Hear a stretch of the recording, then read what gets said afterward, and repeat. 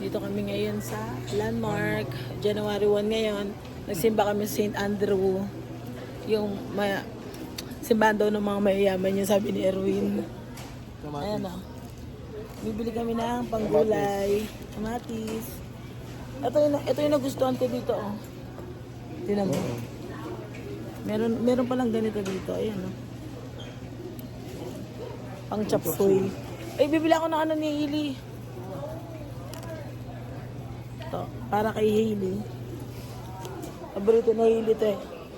Mahilig si Hailey sa kalabasa.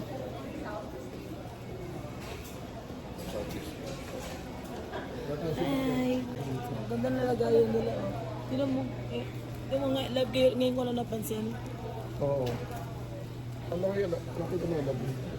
Ayun yung pinamili namin, January 1. Puro ganito. Peanut butter. Peanut butter. Ito yung hinahanap ko. Iba yung nabili ko, yung Calm. I like this.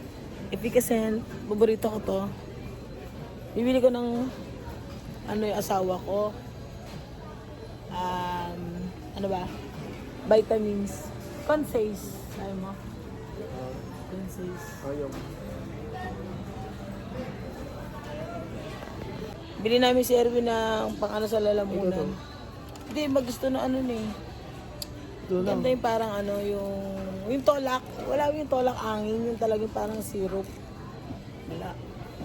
Wala. Magluluto ulit siya ng kaldereta. Kalderetang baboy na buto-buto. Dito yung mga pickles dito ako bumili. Oo nga. Ito yung mixed pickles. Ito yung binili mo.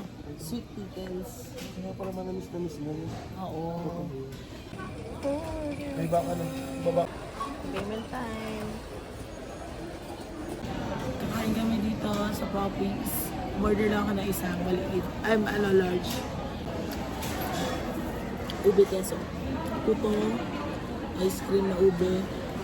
Banana chips.